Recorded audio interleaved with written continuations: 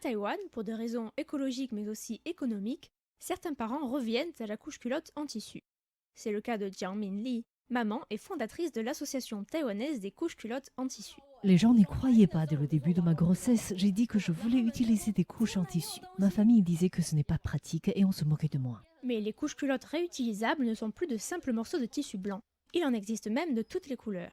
L'avantage, c'est qu'une fois la couche souillée, on peut simplement en changer l'intérieur. Les selles de nourrisson partent à l'eau, ce n'est donc pas la peine d'effectuer un pré-lavage. Mais si on veut vraiment être sûr de la propreté, on peut d'abord laver le surplus au jet de la chasse d'eau. On peut ainsi accumuler les couches 2 à 3 jours et lancer ensuite une machine.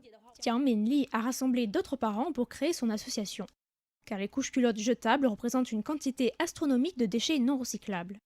Selon les statistiques du ministère de l'Intérieur, Taïwan comptait en 2018 5,83 millions de bébés âgés de 0 à 3 ans.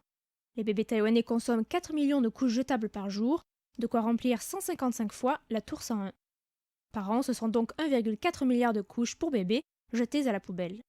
Un désastre écologique, mais aussi un fardeau économique pour les foyers. Si l'on arrête les couches à 3 ans, le budget pour l'achat des couches d'un bébé s'élève à au moins 60 000 dollars taïwanais, c'est-à-dire 3 fois plus importante que les couches en tissu. Ces couches peuvent être utilisées pour les autres enfants. Certains parents s'en servent même jusqu'au 5e. Moi, par exemple, mon deuxième enfant a porté les couches du premier. Maintenant que le deuxième a grandi, j'utilise les mêmes couches pour les deux, sans distinction. Les couches réutilisables deviennent donc un héritage écologique dont les frères et sœurs, une fois grands, pourront être fiers d'avoir partagé.